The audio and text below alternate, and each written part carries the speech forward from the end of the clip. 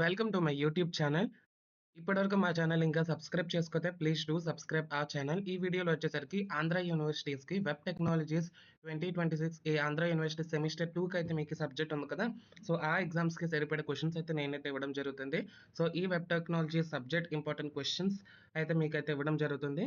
మా దగ్గర web technologies notes కూడా అవైలబుల్‌గా ఉంది. అది కూడా ₹69కి మాత్రమే అవైలబుల్‌గా ఉంది. మీకు గనక అన్ని 4 సబ్జెక్ట్స్ అన్ని కోర్ 4 సబ్జెక్ట్స్ ఒకేసారి కావాలంటే నేను ₹249కి విత్ డిస్కౌంట్‌తో ప్రొవైడ్ చేయడం జరుగుతుంది.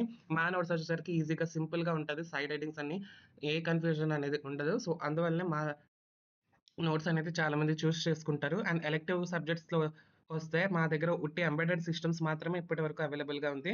కంప్యూటర్ గ్రాఫిక్స్ అండ్ ఇంకా రెస్ట్ ఆఫ్ ది సబ్జెక్ట్స్ ఇప్పుడైతే అవైలబుల్‌గా లేదు. సో, ఎవరికైనా కావాలంటే నా వాట్సాప్ నంబర్‌కొచ్చేసరికి కాంటాక్ట్ అవ్వండి.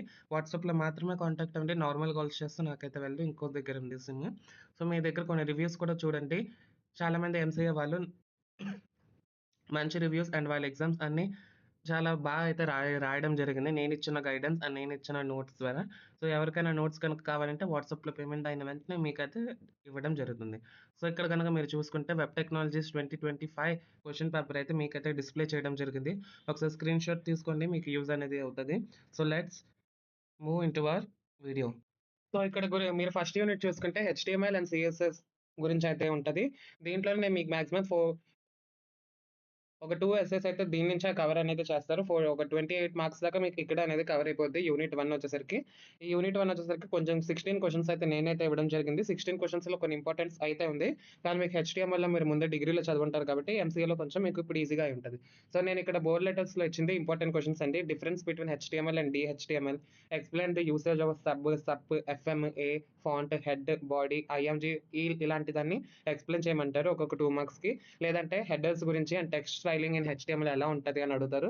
ఫోర్త్ వన్ కూడా how many different types of ఎలా రిఫర్ చేస్తావు కలర్స్‌ని సీఎస్ఎస్‌లో అని అడుగుతారు. లాస్ట్ ఇయర్ అయితే frames and forms in HTML అయితే అడగడం అనేది జరిగింది. Sixth one structure of HTML అనేది అడుగుతారు. వెబ్ పేజ్ ఎలా ఉంటదని. Seventh one important question. Seventh, eighth, ninth ఈ 3 చాలా ఇంపార్టెంట్. సెవెంత్ క్వెషన్ బోల్డ్ మార్కులు ఇవ్వడం మర్చిపోయాను.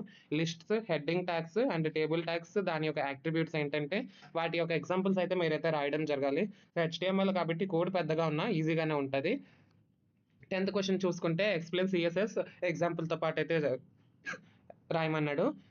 11థ్ క్వెషన్ హౌ ఈస్ సీఎస్ఎస్ ఎలా హెచ్‌టీఎంఎల్ ఎలిమెంట్స్‌ని స్టైల్ చేస్తదని రాయాలి. 12థ్ one different input types in HTML forms. 13థ్ క్వెషన్ చూసుకుంటే కొంచెం important. Create an HTML table with row spans and colspan గురించి. అండ్ 14థ్ one how can you change text colours and background in HTML. So, ఇదైతే చదువుతారు. So, 15థ్ and 16 last year Andhra university వాళ్ళైతే ఇవ్వడం జరిగింది. Right A CSS code that defines 5 classes of paragraph with different background, colour, margins, padding and border style. So, ఇది కొంచెం unexpected క్వెషనే. కొంచెం టఫ్‌గానే ఉంటది. కాబట్టి కొంచెం ఇలాంటి క్వెషన్స్ కూడా హ్యాండిల్ చేయడానికి మీరైతే ట్రై అనేది చేయండి. బ్లాంక్‌గా వదిలేసి అయితే రాకండి. 16థ్ one explain basic and nested tables which are created using HTML. Last time అయితే అడగడం జరిగింది. సో, యూనిట్ 2లో వచ్చేసరికి అన్ని క్వెషన్స్ అయితే ఉంటది. యూనిట్ 1లో ఉన్నంత ఇక్కడి నుంచి యూనిట్స్. జావా స్క్రిప్ట్ చాలా ఈజీగానే ఉంటది.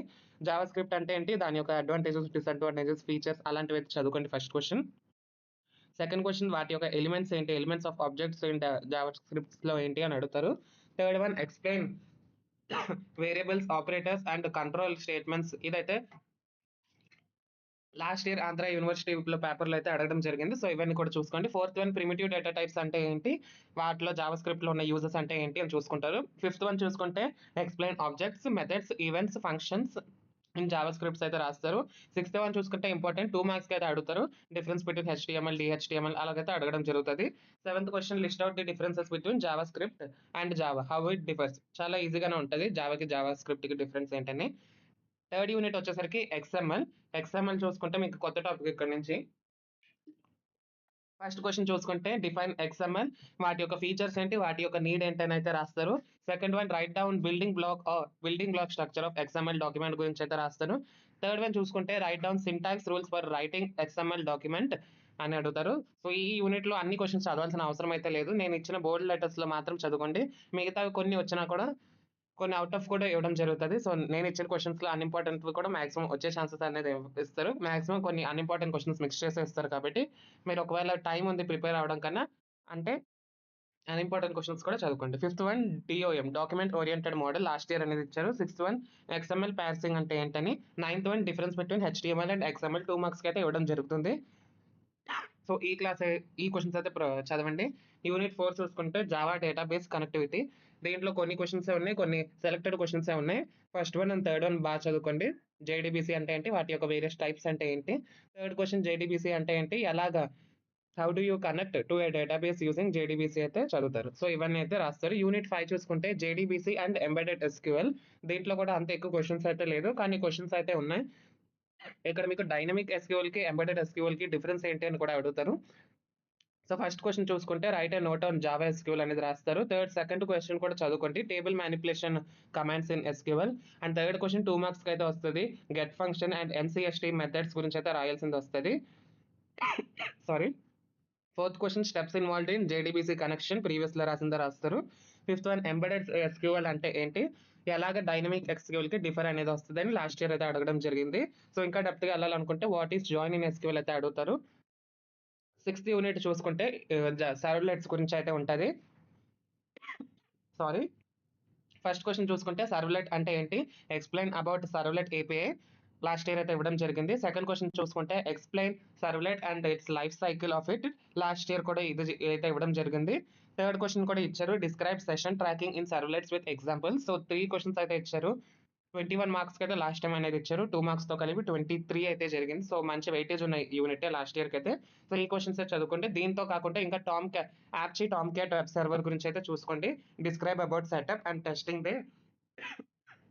That Tom cat server. దాని తర్వాత సిక్స్త్ వన్ చూసుకుంటే handling client request and response గురించి అయితే చూసుకుంటారు. అండ్ ఇంకో question demonstrate the use of cookies in servlets కూడా చూసుకుంటారు. సో ఈ క్వెషన్స్ అయితే చూసుకోండి. యూనిట్ 7కి వెళ్తే ఇంట్రడక్షన్ టు జేఎస్‌పీ. సో జేఎస్‌పీలో కూడా అంత ఎక్కువ క్వెషన్స్ అయితే లేదు అమ్మ.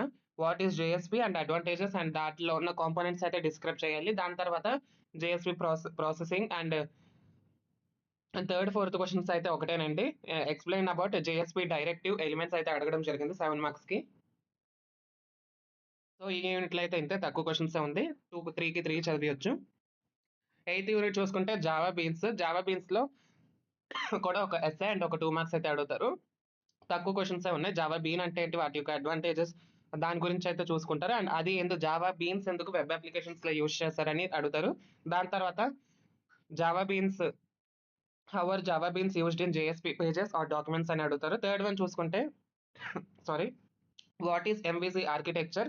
Explain about component with examples. ఇదైతే వెరీ వెరీ ఇంపార్టెంట్ క్వెషన్. మీకు జావాలో ఫస్ట్ సెమ్ అయిన ఎంవీసీ ఆర్కిటెక్చర్ ఉంటది. ఇప్పుడు వెబ్ టెక్నాలజీస్‌లో కూడా ఎంవీసీ ఆర్కిటెక్చర్ క్వెషన్ అయితే చాలా ఇంపార్టెంట్. ఒకసారి స్క్రీన్ షాట్ అయితే తీసుకోండి. సో ఇది మీకు అన్ని యూనిట్స్ అయితే మీకైతే చెప్పడం అయితే జరిగింది. సో మీకు ఎవరికైనా నోట్స్ కావాలంటే నన్నైతే కాంటాక్ట్ ఉండి ఏదైనా డౌట్స్ ఉన్నా కూడా నా వాట్సాప్ నంబర్‌కి అయితే పంపించండి. నార్మల్ కాల్స్ అయితే నా నంబర్‌కి అయితే పనిచేయదు. సో బాగా రాయండి. మీ ఎగ్జామ్స్ ఎలా ఈజీగా పాస్ అవ్వాలని కూడా దాని గురించి కూడా నేను గైడెన్స్ అయితే ఇవ్వడం జరుగుతుంది. So all the best for your exam. Right well. Thank you.